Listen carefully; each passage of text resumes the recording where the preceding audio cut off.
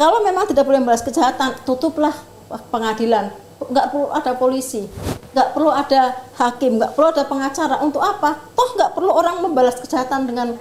Nah, jadi gini, yang saya masih bingungin, adil itu seperti apa? Adil boleh menikah 4 istri? Jadi Islam membatasi, dan asas Islam itu monogami. Jika kamu tidak mampu berbuat adil, maka satu saja cukuplah bagimu. Hanya satu agama di kitab suci yang mengatakan satu saja cukuplah bagimu. Itu hanya Quran. Apakah di dalam kekristenan secara tekstual ada larangan poligami? Kamu harus menikah dengan 1 istri saja, itu ada nggak?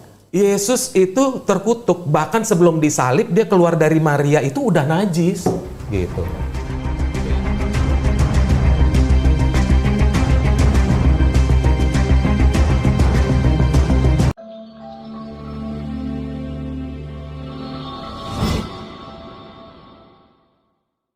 Oke, nanti mungkin saya akan memberi paparan sedikit mengenai tema yang kedua ya, Pak Ustadz ya hari ini ya, mengenai ajaran kasih di Kristen versus ajaran adil di Islam. Mungkin nanti akan disambung sama rekan saya Bang Samuel. Oke, nah kalau kita membahas mengenai tema pertama, kedua ya, kalau pertama tadi mengenai Taurat dan sekarang yang kedua mengenai aplikasi ajaran kasih di Kristen atau versus ajaran adil di Islam, itu saya bawa membaca kitab Roma ya, Roma 5 ayat 19.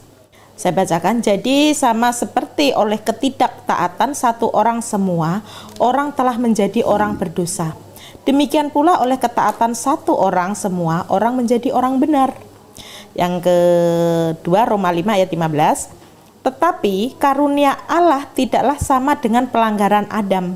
Sebab jika karena pelanggaran satu orang, semua orang telah jatuh di dalam kuasa maut. Jauh lebih besar lagi kasih karunia Allah dan karunia-Nya yang dilimpahkannya atas semua orang karena satu orang, yaitu Yesus Kristus.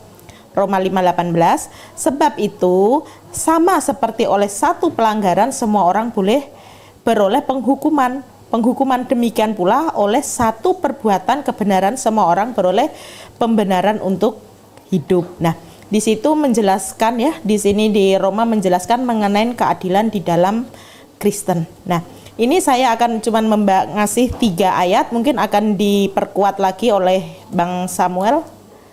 Ya, silakan. Silakan. Terima kasih. Silakan Bapak Pendeta. Ya. Jadi di sini keadilan, apa tadi dibacakan, keadilan yang bisa diterapkan dalam Roma ayat 19. Kasih Kristen atau versus ajaran adil di Islam. Jadi komparasinya di sini antara kasih Kristen dan keadilan. Oke, jadi sepertinya di sini ada perbandingan yang agak berbeda, tapi it's okay, nggak apa-apa.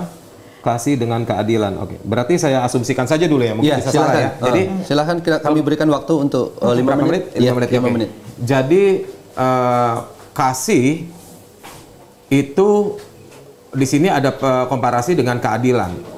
Oke. Apakah kasih itu harus adil ataukah kasih itu bisa dinyatakan tanpa harus memperlihatkan menyatakan keadilan? Oke, kalau saya pakai filsafat atau keterampilan berpikir, kasih kalau misalnya saya kasih sama dia 1, gara-gara itu dia memberikan saya 1, itu adil. Ya. Tetapi kasih itu bisa nyata kalau orang itu ngasih ke saya gara-gara saya nggak kasih apa-apa sama dia, gitu ya.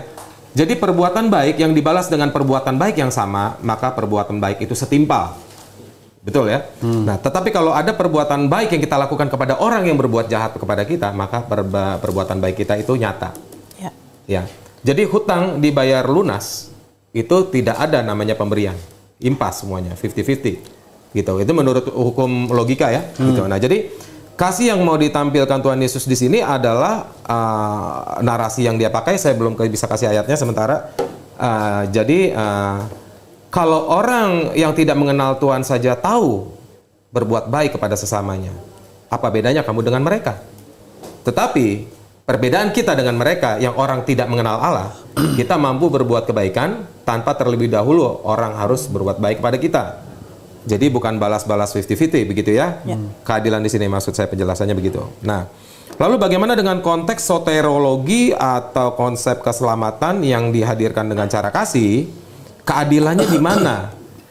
oleh karena satu orang itu maka dia menghapuskan menanggung dosa semua manusia. Pak Samuel nggak adil nih, begitu kan? Begini teman-teman, kalau kita melihat konsep dari perjanjian lama, bahwa oleh karena satu pelanggaran dari Adam dan Hawa, pelanggaran dari seorang Hawa, maka semua orang kena kutuk, gitu ya. Maka setiap orang yang melahirkan, perempuan yang melahirkan akan mengalami kesakitan. Lalu Adam dan Hawa bersusah payah mencari rezekinya dari tanah yang kau kerjakan. Seperti itu. Nah, jadi oleh karena perbuatan satu orang, maka semua orang terkena imbasnya dari dosa itu. Ketika kamu memakan buah itu, maka kamu mati. Maka semua keturunannya pun terkena dosa warisan itu. Kalau menurut di dalam konsep perjanjian lama. Nah, maka Tuhan juga menyatakannya oleh karena kesalehan satu orang, maka semua orang boleh memperoleh keselamatan. Maka adil. Gara-gara satu orang, semua orang kena dosa. Gara-gara satu orang selamat, maka semua orang bisa selamat. Itulah keadilannya di situ yang bisa saya jelaskan secara singkat. Saya rasa itu dulu cukup 5 menit. Ya. Baik, pemirsa, dua prolog sudah disampaikan oleh Ibu Deborah dan Bapak Pendeta Samuel. Kita akan menimbang banyak masalah, tentunya dengan versi ajaran Islam. Yang pertama, Bunda Etika dulu bisa memberikan prolog selama waktu 5 menit. Silakan Bunda. Bismillahirrahmanirrahim. Assalamualaikum warahmatullahi wabarakatuh. Jadi seperti tadi ya, ajaran Kristen memang pada kasih. Saya sering mendengar bahwa kenapa orang Islam memiliki kasih, karena memang ajarannya kasih, sementara orang Islam tidak ya. Banyak yang punya stereotip seperti itu. Seperti tadi dikutip di Roma 12:17, jangan membalas kejahatan dengan kejahatan pada siapapun. Misalnya terus yang di Matius 5:44, teruslah kasih musuh-musuhmu dan berdoalah bagi orang-orang yang menganiaya kamu. Jadi kita harus berdoa. Kemudian 1 Tesalonika 5:15, perhatikanlah supaya jangan ada orang yang membalas jahat dengan jahat, tetapi usahakanlah senantiasa yang baik terhadap kamu masing-masing dan terhadap semua orang. Jadi dalam ajaran kasih Kristen memang kita harus luar biasa. Kita tidak boleh membalas kejahatan dengan kejahatan, kita harus membalas kejahatan dengan kebaikan. Ya, dari yang saya baca ini. Nah, kita melihat memang itulah ajaran Kristen, ajaran kasih. Nah, kita melihat ajaran Islam yang bertumbuh pada keadilan. Saya kutip dari surat Asy-Syura ayat 40 ya. Dan balasan suatu kejahatan adalah kejahatan yang serupa. Maka barang siapa memaafkan dan berbuat baik, maka pahalanya atas tanggungan Allah. Sesungguhnya dia tidak menyukai orang-orang yang zalim.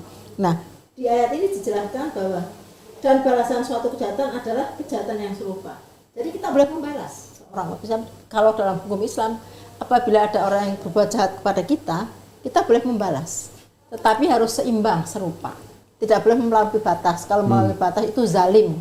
Nah, tetapi kalau kita memaafkan ini lebih baik. Dengan memaafkan itu lebih baik. Jadi intinya begini, dalam ajaran Kristen memang kasih. Kita harus bahkan mengasihi musuh-musuh kita. Kita tidak boleh membalas kejahatan dengan kejahatan, balaslah kejahatan dengan kebaikan. Sementara dalam ajaran Islam kita boleh membalas kejahatan yang serupa, tetapi tidak boleh melebihi karena itu melampaui batas. Kemudian memaafkan lebih baik. Jadi saya sering bertanya nih kepada teman-teman yang mau mualaf ya. Kira-kira ajaran mana nih yang baik? Even saya banyak kemarin baru dari Masjid Cilegon, mana yang baik nih ajaran Islam apa Kristen? Mereka sampai bingung membalas kejahatan dengan kebaikan atau boleh membalas kejahatan memaafkan lebih baik. Mereka bingung. Memang secara kata-kata analogi benar. Bagus ya membalas Sama-sama kejahatan dengan baik. kebaikan gitu kan? Sama-sama baik. Enggak membalas kejahatan dengan kebaikan, tapi gini, Islam itu adalah kitab yang diturunkan kepada umat manusia. Jadi Allah itu Maha tahu apa yang ada pada hati manusia. Waktunya 1 menit lagi Bunda, Ya. silakan. Jadi kalau gini, saya tanya kepada seorang pendeta, kalau anak bapak diperkosa dan dibunuh, boleh nggak bapak membalas kejahatan itu? Tidak, dia bingung karena memang tidak boleh membalas kejahatan dengan kebaikan. Boleh tidak? Dia bingung menjawab. Nah, Islam boleh menjawab kenapa?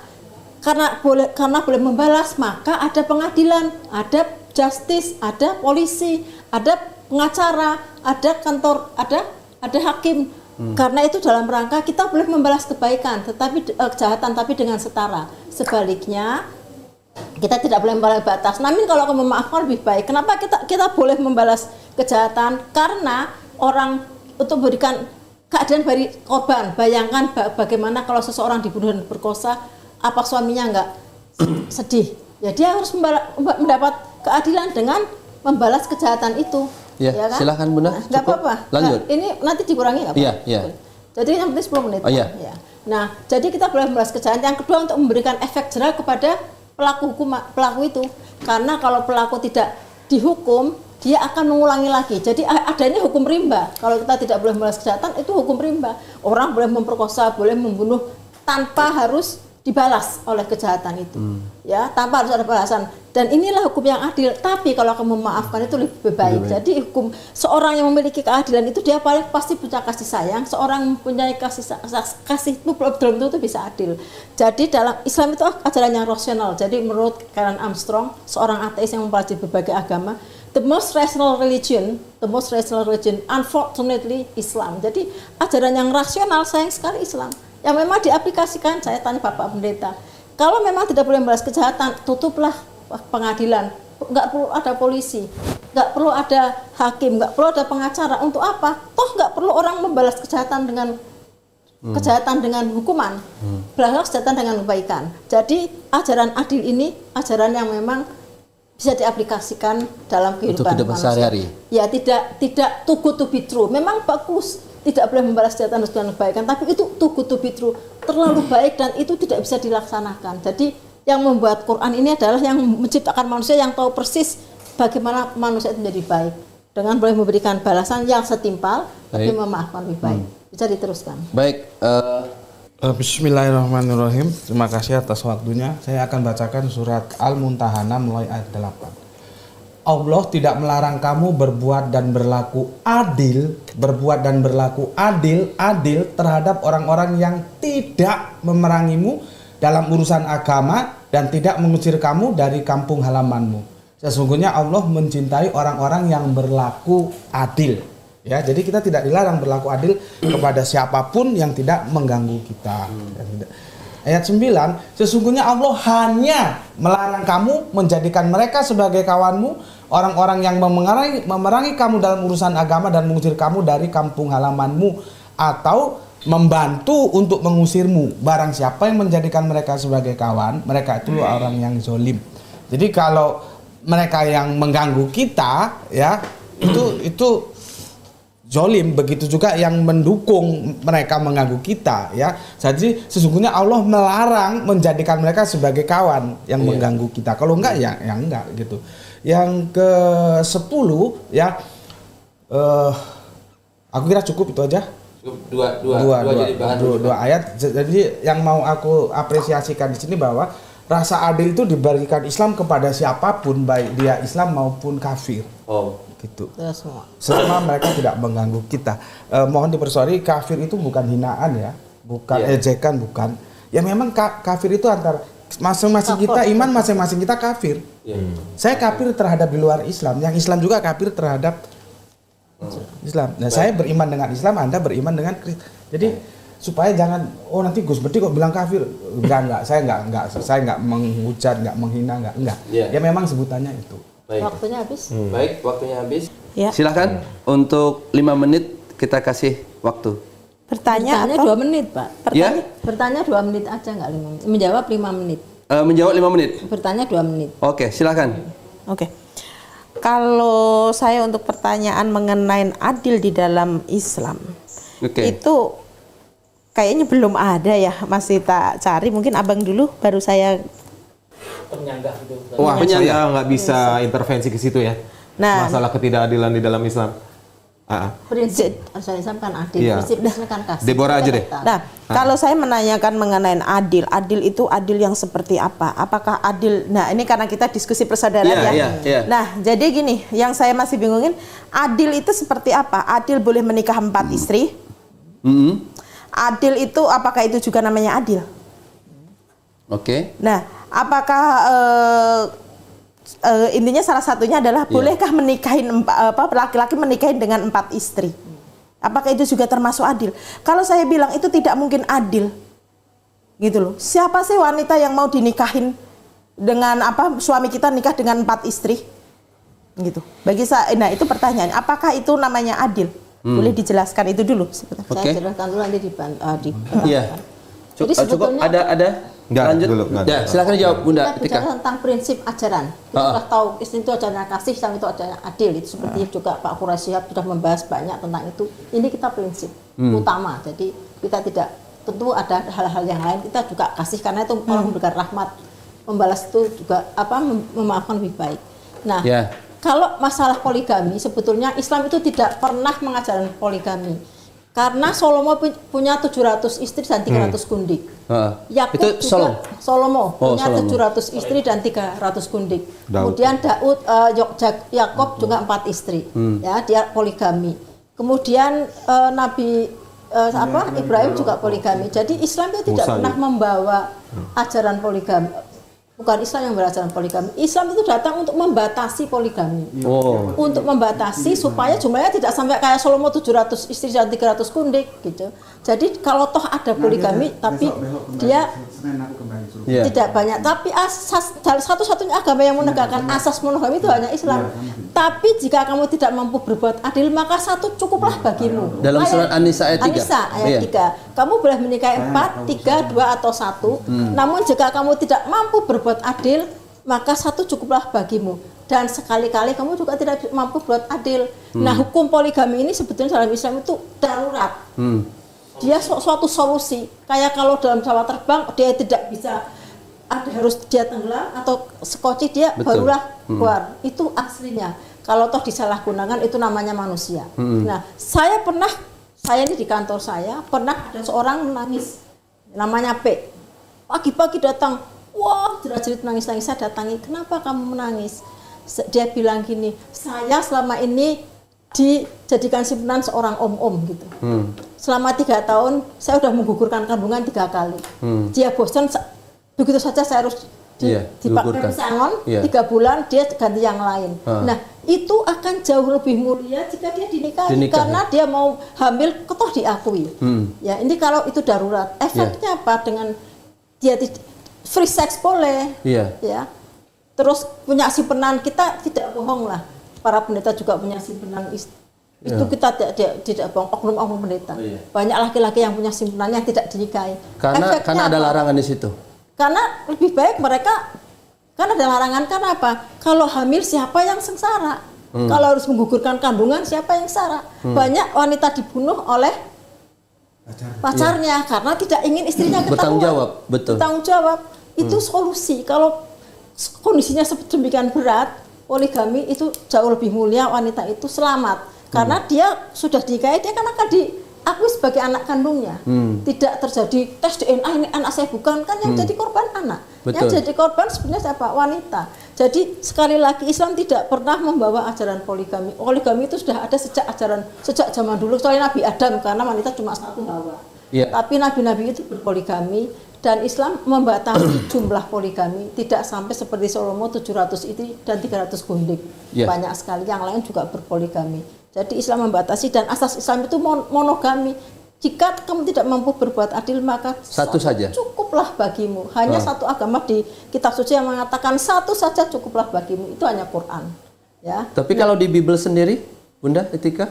Kalau dalam ada larangankah untuk menikah? Kalau dalam kitab Perjanjian Baru kan tidak banyak mengulas, karena yang banyak di Perjanjian Lama pasti boleh, karena banyak banyak nabi-nabi memang poligami. Seperti Yakub kan punya 4 istri, ya kan, Lea, Rachel, Bilha dan Zilpa, yang 2 budak tapi sudah jadikan istri. Nah, bagaimana orang bisa berbuat adil? Makanya jika kamu tidak bisa berbuat adil, maka cukup 1. Nah, manusia ini kan berusaha berbuat adil nih, jika punya lebih dari 1 istri, kan dia berusaha maksimal, walaupun keadaan manusia itu tidak seperti keadaan Allah. Karena itu di dunia itu keadaan semua kan tidak relatif. Keadaan yang sebenarnya itu nanti Allah yang akan menghisab. Jadi seseorang yang adil seperti tadi yang dimenangkan orang Yahudi cerita. Seorang yang kasih, dia belum tentu bisa adil. Saya mengutip omongan Quraish Shihab. Dr. Quraish Shihab, dia juga dokter bidang ilmu Al-Quran. cum laude, summa cum laude. Jadi saya banyak belajar juga dari beliau. Seorang yang adil itu dia pasti memiliki kasih, walaupun kepada musuhnya. Walaupun orang Yahudi itu tidak seiman, tapi dia adil, dia harus dimenangkan, harus dimenangkan. Tapi seorang yang kasih belum tentu adil. Betul. Misalnya Gus Muti ini suami saya, sama jenengan bertengkar. Walaupun saya tahu jenengan yang salah suami saya, misalnya Gus Muti, saya bela dia karena saya ada kasih sama suami. Betul. Tapi saya tidak bisa adil dalam hal ini. Jadi seseorang yang kasih belum tentu bisa adil. Seorang yang adil pasti ada banyak kasih di situ. Betul. Ya, saya mengutip ucapan tafsir dari Quran. Ada pertanyaan balik dari Bunda Etika untuk 5 menit sudah belum? Nanti kan ada saya. Sudah 5 menit. Nanti saya menanggapi aja. Oke. Jawaban saya udah 5 menit belum? Udah. Saya berarti habis waktunya. Iya. Kasihan dong. Enggak, silakan. Masalah. Pusing kan? Lihat saya ketawa dulu. Jadi gini, banyak yang ada cerita lucu tentang keadilan. Jangan karena ini masalah perasaan wanita. Saya memaklumi. Saya kalau ngisi kajian itu dengan ibu-ibu, ini apa Bu? Al-Qur'an. Ibu taat. Tapi kalau sudah aku baca ayat itu besok nggak diundang lagi aku. Karena perasaan wanita. Tapi ada yang salah di situ. Tapi apakah perasaan itu akan mengalahkan hukum Allah? Kan di sana jadinya. Ada yang baperan gitu. Jadi saya juga memaklumi gitu. Tapi ceritanya begini, sebetulnya itu melihatnya bukan dari 1 ke 4, tapi dari banyak ke 4. Oh iya. Jadi dulu itu ya. Solomon tadi. Ya. Ini filsafat ini. Iya. Bagus loh. Perkawinan orang Arab dulu itu istrinya banyak istri, banyak anak, banyak harta, itu kebanggaan. Nah, Islam datang dibatasi sampai 4. Maksimal. Jadi dari banyak ke 4, bukan dari 1 ke 4. Nah, itu yang pertama. Yang kedua, proses ini sebetulnya tidak bisa dilepaskan dari proses sosial karena efek peperangan. Jadi banyak janda-janda itu kan nanti hubungannya dengan anak yatim. Betul. Jadi kalau you mau mengopeni anak yatimnya supaya tidak jadi masalah, ya ibunya you openi sekalian gitu loh. Jadi batasnya berapa? 4 gitu loh. Enggak boleh 5. Enggak. Jadi dari banyak ke 4. Tapi dulu orang Arab banyak, istrinya banyak. Itu budaya orang dulu kan semakin banyak istri, banyak anak, banyak harta, semakin gagah lah gitu. Nah, terus kalau ditanya apakah istri 4 itu adil? Ya adil, buktinya ada yang dinikah sampai istrinya 4 ya biasa-biasa saja. Kan itu, tapi perasaan wanita gue paham lah ya. Yang nggak adil itu justru kalau kalau satu suami 4 istri itu adil, tapi kalau 4 istri kalau satu suami 4 istri, 4 suami 1 istri, itu yang poliandri. Lalu ayahnya siapa? Nah itu jadi masalah. Masalah baru. Jadi mungkin satu istri itu bisa cerai, tapi poligami banyak yang nggak cerai juga, gitu loh. Saya banyak Mas diskusi dengan teman saya, kan bukan sekali 2 kali ini ya. Dia bilang itu poligami bikin masalah. Gue jawab enggak. Ishak itu istrinya 1, tapi Esau dengan ntar gue bantu. Yesua juga nggak akur. Jadi jangan karena istri 4 terus rumah tangga nggak akur, nggak juga. Istri 1 juga belum tentuan akur. Itu tinggal manajemen hati aja lah itu. Ini Pak Pendeta yang belum berbicara. Silakan Pak Pendeta. Dalam hal ini gue bantu Bu Etika, Atika dan Utara. Bener nih. Ini karena begini loh. Ini jadi momok ya, karena ketidakjujuran dari pihak kita Kristen, bahkan pendeta-pendeta tidak mau ngobahin ini gitu loh ya. Jadi seperti yang tadi dibilang Salomo berapa, 900 ya? 700 ya? 7 istri. Berarti kalau dia bergaul dengan istrinya yang di 1 Januari ketemu lagi 2 tahun lagi ya? 3 tahun lagi. Tapi itu langsung jadi loh. Enak juga lah ya. Gundiknya berapa Bunda Tika? 300. Oh, 300. Ini fakta tertulis ya. Fakta tertulis. Nah, jadi untuk kajian lebih lanjutnya memang agak nggak enak juga ya. Tapi ya memang kita harus jujur teman-teman. Kita sebagai orang Kristen juga harus jujur apa adanya. Haleluya. Tadi saya sudah lihat nih, ngintip nih 10 hukum Taurat juga kan, jangan berzina, jangan mengingini istri sesamamu. Tapi memang tidak dikatakan. Sesamamu dalam artian ada LG7 tuh. Ada. LG7 apa tuh? LGBT. Masuk kategori. Oh, enggak. Misalnya gue mengingini istrinya layak gitu. Boleh. Ya. Kalau janda kayak saya boleh dingini gitu. Jadi gini, ini saya bacain ayat ya, saya langsung ya. Nih, 2 Samuel 12 ayat 8 ini. Ini jarang dikotbahin ya. 2 Samuel 12 ayat 8. Nah, saya harus objektif ya, apa yang tertulis saya bacakan gitu ya. Nah, telah kuberikan ini Nathan kepada Daud ketika Daud mengambil istri panglimanya yang namanya Uria yaitu Sheba ya. Nah, Batseba. Jadi ya di situ Daud pun sudah banyak istrinya. Jadi di sini saya bacakan, telah kuberikan Istri orang lain diambil Daud. istri panglimanya, terus panglimanya ditaruh di depan biar mati kan gitu. Oke. Yang ambil istrinya siapa ini Bunda? Daud. Raja ya. Raja Daud. Jadi karena Uria cantik sekali, dia ngintip dulu Daud, ngintip mandi. Itu ada di Mungkin Daud lihat di TikTok kali waktu itu, saya nggak tahu ya. Uria Oke, suaminya. saya bacakan ya. Ini jadi setelah dia mengambil itu, terus suaminya mati oleh karena triknya Daud berhasil strateginya. Ya, akhirnya Tuhan marah dan ngomong ke Nathan. Ketika Tuhan nggak marah, dia nggak langsung ngomong ke Daud. Artinya masalah aib ini Nathan tahu, orang kedua tahu. Ada baiknya kan sebenarnya begitu ya. Biasanya kan Tuhan ngomong langsung nih, jadi orang-orang nggak tahu. Tapi Tuhan ngomong sama Nathan. Malu dong Daud, kan gitu. Nah, sekarang saya baca. Telah kuberikan isi rumah tuanmu kepadamu. Ya, ini si Nathan menarasikan apa yang dikatakan Yehova kepada Nathan. Iya. Oke, lanjut. Ya. Telah kuberikan isi rumah tuanmu kepadamu dan istri-istri, plural ya. Ya, perhatikan ya, ini jujur loh. Iya, betul. Bisa dicek itu bentuknya pakai yotmem nggak di belakang. Nah, istri-istri tuanmu ke dalam pangkuanmu. Mau di sini Daud, singular. Ya, aku telah memberikan kepadamu kaum Israel dan Yehuda, dan seandainya itu belum cukup, perhatikan, seandainya itu belum cukup, tentu kutambah lagi ini dan itu kepadamu. Kalau saya potong nih, misalnya saya potong. Ya, misalnya saya potong. Dan istri-istri, begini, telah kuberikan isi rumah tuanmu kepadamu dan istri-istri tuanmu ke dalam pangkuanmu. Saya langsung ya. Dan seandainya itu belum cukup, tentu kutambah lagi ini dan itu kepadamu. Benar? Maksudnya?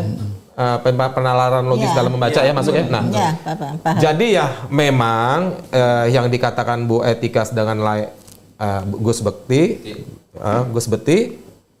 memang seperti itu adanya. Yang tertulis saya cuma membacakan saja ya. Jadi kalau saya disalahkan ya yang tertulis seperti ini. Nah, tetapi jadi maksudnya begini, kita menyikapinya seperti ini ya. Seluruh hukum Taurat, di dalam hukum Taurat tidak ada setelah kamu beristri maka nikahilah yang lain, memang tidak ada seperti itu. Larangannya jangan berzina. Artinya jangan berzina ketika dia sudah nikah mempunyai istri lain, atau sebelum nikah ada hubungan dengan perempuan tanpa ilegal gitu ya. Nah, jadi berzina begitu. Nah, tetapi ini semua adalah hal-hal yang dilakukan oleh manusia atau oknum-oknum yang berperan di dalam kitab suci, melakukan dosanya dan diungkapkan oleh Tuhan. Nah, tetapi dalam selama pembacaan ini saya belum pernah ketemu nih, oleh karena ini dia terus masuk neraka gitu. Ngerti ya? Nah, maksudnya artinya tidak fundamental. Tapi nanti kalau teman-teman dari Trinitas atau para pendeta gara-gara saya membahas ini mau gugat saya atau mau debat saya, silakan. Nah, jadi dalam 10 hukum Taurat sudah ditentukan hukum-hukum dasar. Belum lagi hukum teritorial yang ada di Misfot atau Misfotim.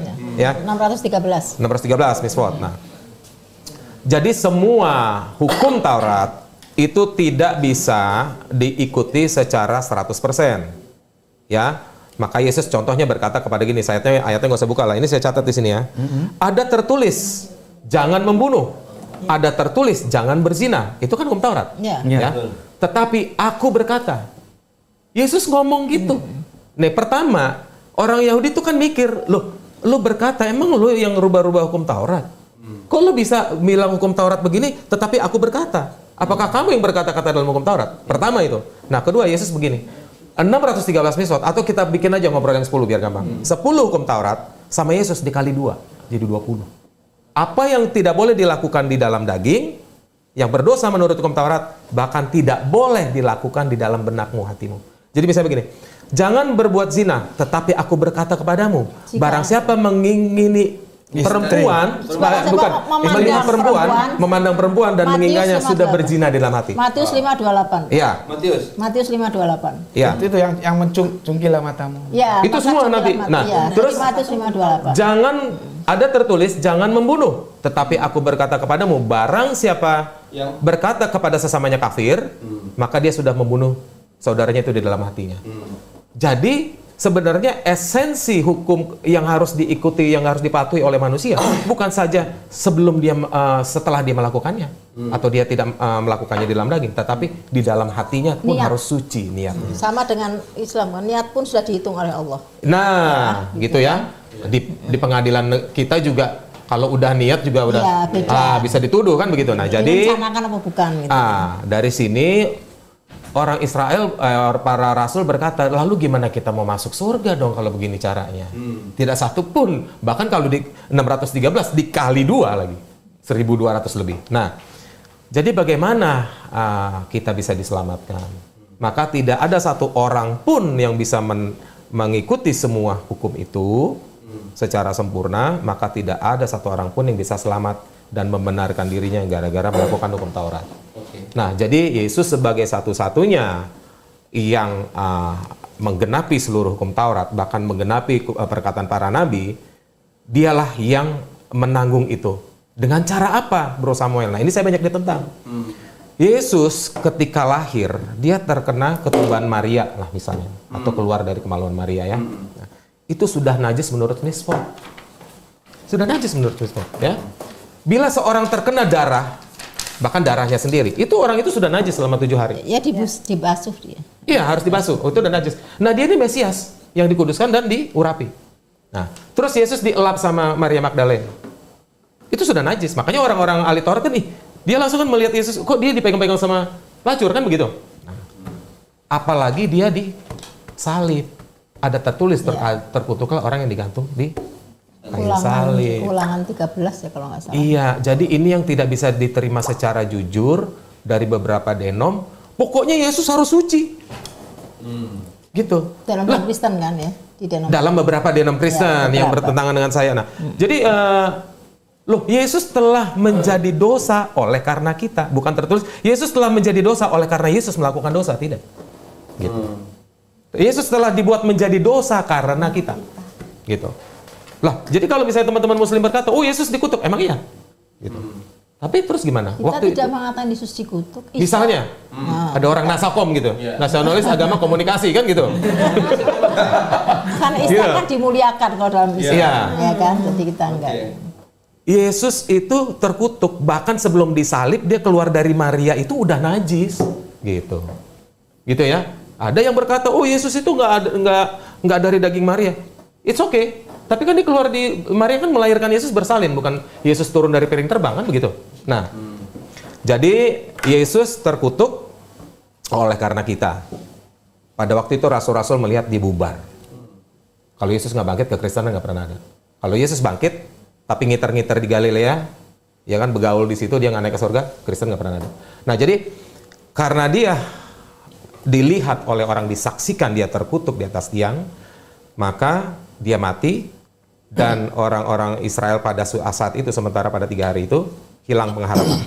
Tetapi ketika dia bangkit dan ke sorga, maka telah terbukti bahwa Tuhan tidak menuntut kesucianmu dan kekudusanmu. Tetapi memang ada tertulis, kamu harus suci dan kudus. Tapi manusia nggak bisa, karena Tuhan itu mengutip hukum Taurat, Yesus itu. Kamu harus suci dan kudus. Tapi Tuhan berkata, tidak ada yang kudus dan suci seperti Yehova. Nah gitu, karena orang Israel sejak dari semula waktu dia dosa di Horeb, dia menuntut hukum. Dia menolak kasih karunia Tuhan, dia menuntut hukum. Berilah kami hukum, maka kami akan melakukannya. Jadi dia berusaha benar oleh karena dia sendiri. Tetapi Tuhan ingin menyatakan selalu pengampunan. Begitu. Pendeta ada kesimpulan, tinggal waktunya.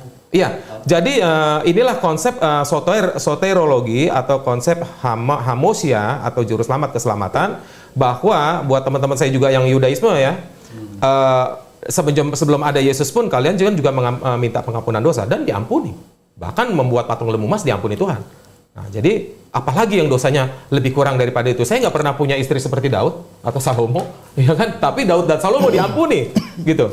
Nah itu jadi bahwa Tuhan telah membuktikan kasih pengampunannya sebelum dia sendiri turun berkorban. Sudah dilakukan, bahkan terlebih lagi ketika dia sudah turun. Dan dibuktikan bahwa dia yang terkutuk itu bangkit di dalam keterkutukannya dan naik ke surga. Artinya dia sendiri dengan memakai badannya, mereka sendiri sudah membuktikan, Yesus membawa testimoni itu bahwa itu total yang Boleh selesai. Silakan Gus Betik. Bertanya, mau tanya dulu Mau bertanya atau Itu dia. menjawab? Ya kalau saya berisakan agak segini sedikit beda aja. Mesias dalam perspektif Yudaisme dengan Kristen itu beda. Dalam perspektif Yudaisme Mesias itu dari Yesaya 11. Mesias dalam Yudaisme itu orangnya lahir dari ayah, dia punya ayah, punya ibu. Dan dia tidak membuat mukjizat-mukjizat, menghidupkan orang mati dan sebagainya. Dan dia juga bukan yang bolak-balik turun, pernah turun terus turun lagi. Itu dari Yesaya 11. Jadi memang karena pandangannya beda, maka orang yang dituju berbeda gitu aja. Pandangannya tentang Mesias. Iya. Jadi kalau Yahudi kan di Yesaya 11. Jadi Mesias dalam konsep Yahudi itu bukan seorang lahir dari virgin, tapi seorang dari tunggul Isai, dari keturunan Daud dalam arti benar, ya, dari biologis. Dan dia tidak membuat mukjizat, dia tidak membuat menghidupkan orang mati dan sebagainya. Dan dia juga tidak yang turun bolak-balik gitu loh. Ini sudah turun, nanti turun lagi gitu, enggak. Dan ada tanda-tandanya pada saat Mesias datang itu tanda-tandanya itu bait suci ketika dibangun gitu. Bukan malah hancur. Kemudian semua orang sudah menyembah pada Tuhan tapi seluruh dunia itu. Itu tanda-tandanya itu semua di Yesaya 11. Jadi karena perspektifnya beda, maka sosoknya beda nih. Sosoknya yang diinginkan Yahudi itu memang bukan Yesus karena tidak sesuai dengan kriteria yang ada di Yesaya 11 gitu. Sementara sosok Kristen adalah Yesus. Nah, siapa yang benar kan terpulang pada keyakinan masing-masing. Ya. Terus jadi versinya Pak Pendeta tadi bahwa itu keluar dari dari ininya Rahim Maria. Dia sendiri udah najis. Nah, menurut pandang Bunda Etika seperti kalau masalah bukan Marianya najis ya, bukan. Bukan Maria yang najis, maksudnya ya ketika dia Yesus kan berkenan. Itu sudah menajiskan sebenarnya. Ya, silakan. Ini meluruskan Ya. Silakan. Kalau dalam Yahudi mana ada tohorot, ada ini toharoh. Jadi kalau terkena najis, memang dia harus mensuci. Ada juga mikveh orang yang berhubungan badan. Seperti kita mirip-mirip. Jadi bukan berarti Islam itu niru Yahudi, tidak. Karena kan berasalnya Tuhan yang sama, berarti hukumnya kan hampir sama. Hanya Islam disempurnakan gitu. Makanya kalau dibilang Islam itu nyontek Yahudi, tidak juga, karena memang Tuhannya sama, berasal dari dalam perspektif Islam ya. Jadi ada tohorot, ada tauhid, ada banyak hal yang memang semuanya mirip-mirip, tetapi itu dalam perspektif kita kan Islam disempurnakan. Yahudi puasanya 24 jam. Bayangkan dari jam setengah 5 sore, setengah 6 sore sampai pagi berikutnya. Jadi kalau dia melihat puasa kita itu setengah hari doang. Dan selama puasa hari Purim itu puasa besar, mereka nggak boleh sikat gigi, nggak boleh mandi, nggak boleh kena air. Betapa beratnya. Kalau itu diterapkan dengan kita kan berat. Apalagi Kristen Ortodoks, Kristen itu juga puasa 200 hari. Setelah makan malam selesai sampai buka puasa di sore berikutnya, jadi 19 jam. Kita ini paling ringan puasanya. Jadi kalau kita memahami ajaran-ajaran agama lain, saya soalnya datang sendiri ke gereja Ortodoks Koptik, saya juga banyak belajar dari Ortodoks Koptik ya, waktu itu lewat ini online juga lumayan. Jadi ternyata mereka juga sembahyang 7 kali, Yahudi 3 kali, kita 5 kali. Jadi kalau saya dengan Rabi suka bergurau, kita membandingkan kitab suci ya antara Yahudi dengan Islam, kisah Yusuf dalam Quran, terus ya karena Rabi memang kita walaupun debat tidak pernah bertengkar. Jadi Rabi tanya, who cheated etika katanya. Jadi siapa yang nyontek etika? Maksudnya kitabmu kok buat nabi-nabi seperti kitab saya kan gitu. Dalam benak Rabi kan gitu. Itu di kitabnya Yahudi. Ya kan sudah ada semua. Kenapa kamu ada Quran kok yang meniru-niru kami? Terus saya jawab saja, the last edition will revise the previous editions. Gampang toh. Ini kan edisi terakhir. Pasti menyempurnakan edisi sebelumnya yang kurang. That's so simple, saya bilang. Terus dia ketawa. Baik, Bunda Etika. Gimana buat Quran ini mungkin Gus Betik, kita kembali ke topik. Ada pertanyaan dari Gus Betik tentang untuk ajaran kasih. Kita kembali ke ajaran kasih. Ajaran kasih di Kristen dan versus adil dalam Islam. Pertama begini, Saya tahu pasti, tapi saya tidak akan membenturkan karena di dalam kekristenan itu nanti ada denom-denom dan itu berbeda. Bagaimana cara memandang Yesus antara laiku dan Mbak itu terus pasti berbeda. Ya. Tapi saya maklumi itu ya, pasti nggak ketemu. Artinya di dalam memandang, menurut saya sesuatu yang hari ini nggak tahu apa memang karena karakter kita, kan orang sana ngomongnya bla-blaan. Yeah. Sangat surprise sekali berani mengakui apa yang ada, jujur. Yeah. Yang ada dalam Islam. Bukan dalam terminologi saya. Ya, meskipun dia harus membuat constraint. Nah, kalau saya dibantah ya silakan, ini pendapat saya. Iya. Itu sudah pernah terjadi sebelumnya. Ya, artinya beliau dengan Kristen lain beda. Betul. Dalam memandang ini. Dan makanya saya juga tahu saya tidak akan membenturkan antara dua saudara kita ini karena cara memandang Yesusnya beda memang. Betul. Oke. Gini lah, aku pingin pernyataan tegas dan ini hanya untuk Lai saja. Artinya Kristen-Kristen lain kalau mau ngamuk gonggus beti aja. Iya. Berarti kita ngamuk nanti ya. Iya. Apakah di dalam kekristenan secara tekstual ada larangan poligami? Kamu harus menikah dengan satu istri saja, itu ada nggak?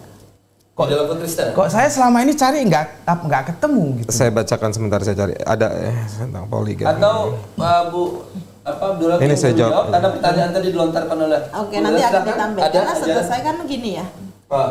Kalau kita di Kristen menikah, kalau kita sudah disatukan oleh Tuhan Allah kita, tidak bisa dipisahkan oleh manusia. Tidak boleh cerai.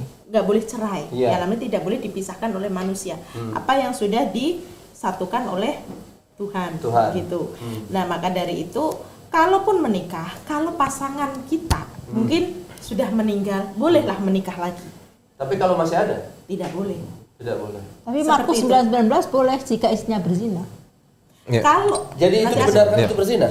Enggak, jika istrinya berzina boleh bercerai. Oh, boleh bercerai. Oleh karena zina, oleh karena zina ya. Okay. Gitu. Tetapi dia tidak akan menikah lagi karena dia selama dia menikah dia akan berzina terus sampai kalau salah satu di antara mereka belum meninggal. Karena apa yang sudah disatukan oleh Tuhan Allah tidak bisa dipisahkan oleh dua-duanya nggak boleh menikah lagi. Ya dong, sampai salah satu di antara mereka sudah meninggal. Nah, ini kasusnya terjadi pada teman saya namanya. Enggak, saya jawab. Pertanyaan ya. Saya jawab. Pertanyaan dari tafsiran itu menurutku Gus Peti. Lost context. Bukan itu dilarang untuk bercerai. Yang saya tanya itu sama Lae, ada nggak sih ajaran yang tekstual ya, tidak boleh menikah lagi? Sabar, lagi dicarikan. Udah. Ya, berikan semangat oplos nih buat ini. Satu kata sambil nyari saya komentar dulu boleh? Ya, udah ketemu sih. Harus apa komentar dulu? Saya komentar tentang masalah dia sedikit. Iya, silakan. Mau curhat nih, Bu. Kita sama-sama perempuan. Ya. Jadi ini Septi teman saya. Dia itu dengan Mulyono, kan nggak tahu Anda kenal. Dia itu Septi ini Katolik, Mulyono Katolik. Mereka tuh nggak bisa ketika 10 tahun. Dia gadis, Mulyono nggak jelas. Nggak, karena suaminya selingkuh sama orang lain. Suaminya selingkuh sama orang lain dan perempuan itu memilih dengan orang lain. Jadi kan Mulyono ini kan jomblo dong. Nah, jomblo sampai nunggu gimana apa mau sampai tua jenggotan karena ini kisah nyata realitanya dan namanya benar. Betul. Namanya S aja lah sama M. Nah, udah terlanjur jelas ya jelas. Dan akhirnya kan bingung nih. Sampai mau nunggu itu 10 tahun lah. Sementara si S ini kan gadis. Wajar dong mereka mau menikah. Tapi kan tidak boleh. Jadi mereka apa harus kumpul kebo? Mereka sampai memperjuangkan akhirnya bisa ke Malang, ke paroki di Malang baru bisa. Lah kan tidak adil. Bagaimana orang yang sama-sama jomblo, yang Mulyono ini nggak salah, waktu ditinggal istrinya berzina, dia juga nggak, sampai dia datang ke tempat istrinya, sudahlah saya maafkan kamu kembali, tetap pilih sama pacarnya. Memilih itu. Nah, dan dia kan sendiri ketemu gadis yang mencintai kan berhak dong, kalau enggak betapa berat gitu ya. Ini salah satu contoh kasus dia di dalam kekristenan. Karena mengikuti ajaran tadi. Solusinya nggak ketemu.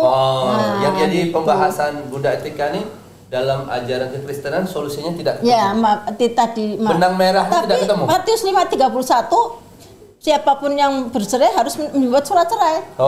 Beda lagi. Dengan Matius 9:19 dan Markus Pokoknya Markus 19:9 atau 19:19. Baik, Pak Pendeta, ada tanggapan? Ada. Yang tadi dipertanyakan oleh Gus Betik. Iya, tadi saya sudah bacakan ayatnya kan? Iya, ya. Karena saya tertarik ayat yang 2 Samuel Iya. 8 tadi ya, yang dikutip tadi yang telah itu kuberikan maksud isi saya. rumah. Iya. Jadi kan udah jelas tuh. Berarti tidak ada larangan ya, kalau menurut Kristen. Kalau jenengan. berdasar pembacaan ayat itu sebenarnya nggak bisa kita bilang menurut Kristen, itu kan dalam ranah Taurat ya. Bahkan jangankan Kristen, dalam Taurat sendiri pun nggak dilarang ya. Iya. Berarti poligami itu kesimpulan tidak ada larangan di dalam ajaran. Saya belum bisa bilang karena ada tertulis begini, ya, begini. Berapa lah saya catatnya lah? Kejadian 2 ayat 24. Sebab itu seorang laki-laki akan meninggalkan ayahnya dan ibunya dan bersatu dengan istrinya, sehingga keduanya menjadi satu daging. Tetapi kalaupun begitu ini ayat dijawab pun juga tidak ada larangan masih. Iya. Betul ya? Oke. Nah, maka saya hanya bisa mendapatkan, mungkin nanti kalau ada yang mau kritik saya nggak apa-apa deh, gitu ya. Mungkin saya belum pernah ketemu ayatnya. Ya nggak apa-apa, saya tunggu. Kan nomor WA sudah Tapi ada. masalahnya kan sama gue laki-laki. Kalau untuk lo aja Bahasa begitu. laki-laki yang main. Iya. Tadi kayaknya mendukung poligami nih. Berarti bertentangan dong. Buatnya kayaknya kita berdampingan aja. Boleh. Iya, jadi Melawan mereka gitu. oke, kalau ada yang kontra dengan saya, ya mungkin bisa tunjukkan ayatnya sih gitu aja ya dalam konteks perjanjian lama.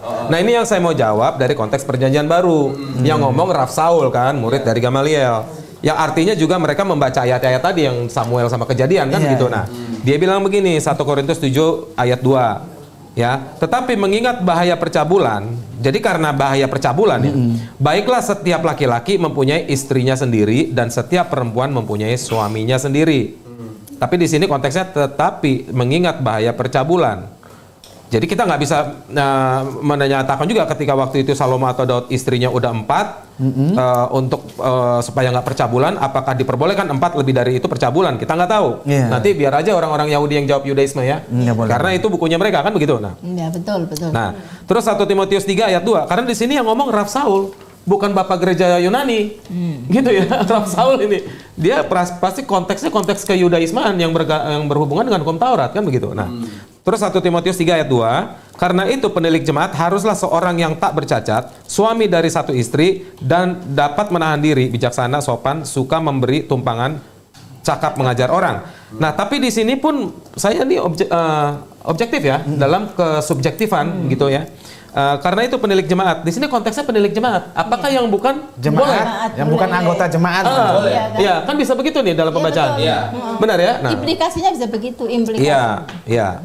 Terus 1 Timotius 3 ayat 12, diaken haruslah suami dari satu istri dan mengurus anak-anaknya dan keluarganya dengan baik. Diaken haruslah satu istri. Iya. Tuh, kan begitu? Nah, tapi ini kan dia diaken. Iya. Kalau yang bukan diaken, ya, gua nggak mau jawab nih, soalnya bukan masalah apa ya, ini masalah laki-laki dan perempuan. Jangan kita mencari kebenaran. Tuh, dia tentang lagi. Apa pertanyaan? Tapi abang juga jangan berharap ya. Ya. Istrinya lagi dia juga.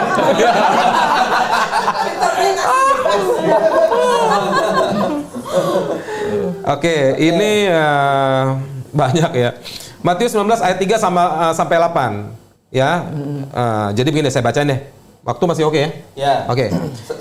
Apa? Ya, kita Singkat. berikan tambahan. Oke. Menit aja. Maka datanglah orang-orang Farisi kepadanya untuk mencobai dia dan mereka berkata, "Apakah diperbolehkan orang menceraikan istrinya dengan alasan apa saja?" Jawab Yesus, "Tidakkah kamu baca bahwa Ia yang menciptakan manusia sejak semula menjadikan mereka laki-laki dan perempuan? Dan firman-Nya, sebab itu laki-laki akan meninggalkan ayah dan ibunya dan bersatu dengan istrinya sehingga keduanya menjadi satu daging." Basar Echad. Demikianlah mereka bukan lagi dua menjadi satu, melainkan satu. Karena itu apa yang telah dipersatukan Allah tidak boleh diceraikan manusia. Oke. Itu ayat Matius 5:31 coba langsung. Matius 9:3-8. Sebentar saya baca dulu. Iya. Kata mereka kepadanya, "Jika demikian, apakah sebabnya Musa memerintahkan memerintahkan untuk memberi surat cerai jika orang menceraikan istrinya?" Kata Yesus kepada mereka, "Karena ketegaran hatimu, Musa mengizinkan kamu menceraikan istrimu, tetapi sejak semula tidaklah demikian." Jadi ada keputusan-keputusan manusia di atas keputusan Tuhan atau melawan keputusan Tuhan. Nah, jadi semua itu memang dosa, memang bersalah dan melanggar hukum Taurat. Yang di dalam Misfot nanti Ibu cek sendiri apakah ada poligami larangan di dalam Misfot. Saya belum cek satu-satu 613 banyak. Enggak ada. Nggak ada. Ya, sudah. Yang saya baca Kalau nggak ada, Jadi- yang saya dibolehkan ingat, dong. yang saya ingat karena nabi-nabi mereka poligami kan. Salomo 700 istri 300. Bukan soal itu. Yang tadi kan Tuhan udah ngomong tuh. Iya. Iya kan? Bahkan kalau kurang ditambahin kan gitu. Iya, itu Lu betul. kurang berapa gue tambahin? Nah, gue tambahin. Saya berharap ditambahin pula gitu. Baik. Baik. Sebentar. Ya, sabar itu. Sebentar. Gimana? Gus Betik, silakan Gini, bertanya lagi. Karena kita ada waktunya tinggal gini lah. setengah jam. Saya hanya mengatakan, Lai boleh setuju boleh tidak. Iya. Berarti sebetulnya tidak ada larangan secara tekstual di dalam perjanjian baru untuk poligami. Nah, itu garis bawah. Aku jawab sementara ini saya belum menemukan. Nah, Mungkin belum menemukan. mungkin Kecuali teman-teman diakan Kristen dari atau pendeta Timotius. bisa membantu saya soal itu. Ya nanti kasih nomornya. bisa berdiskusi. tidak ada larangan. Oke. Berarti konsep keadilan dalam Islam lebih baik dong. Kalau poligami istrinya 4 itu dia bisa adil dong. Wah, saya nggak bisa Karena mengatakan karena bukan.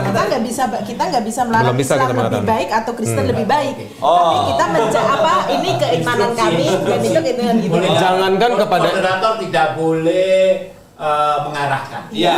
Ya. Siap. Sekarang logikanya Ya, begini. lanjut. Yang ditanya moderator tadi, Ya. bahkan ke saya saja Kristen sendiri saya tidak berani menjawab itu. Iya. Apalagi ke Islam, ya kan? Iya kan? Kita Iya kan? berani. Nah, bahkan di Kristen sendiri saya tidak bisa menyatakan bahwa itu diperbolehkan, apalagi ke Islam. Berarti gini Lai, saya minta tolong nanti siapa tahu Lai nggak ketemu Lai diskusi sama teman-teman pendeta kan. Oh ini ada ayat larangan poligami misalkan ya. Nanti saya di WA dikasih. Ini ayatnya gitu. Iya ayatnya. Gitu. Lelang dakwah, lukisan Tegal Alang Ubud Bali karya Meru Sandia, pelukis Indonesia yang diundang langsung oleh Raja Salman, dilelang dengan harga terbaik yang dananya 100% akan kami gunakan untuk pembangunan gedung dakwah Mu'alaf Center Nasional Hagia Sophia, Jakarta sebagai sentra untuk pembinaan, pelayanan, advokasi, dan pendidikan para mu'alaf binaan Mu'alaf Center Nasional Hagia Sophia di Jakarta. Alhamdulillah, ada seorang dermawan yang mewakafkan tanahnya di pinggir jalan raya dekat Taman Mini Indonesia Indah dekat Exit Tol. Dengan luas 514 meter persegi ini sudah tersedia tinggal dibangun gedung dakwah saja. Lukisan ini dilelang dengan harga 9,5 juta saja untuk muslimin yang lebih dahulu menghubungi kami.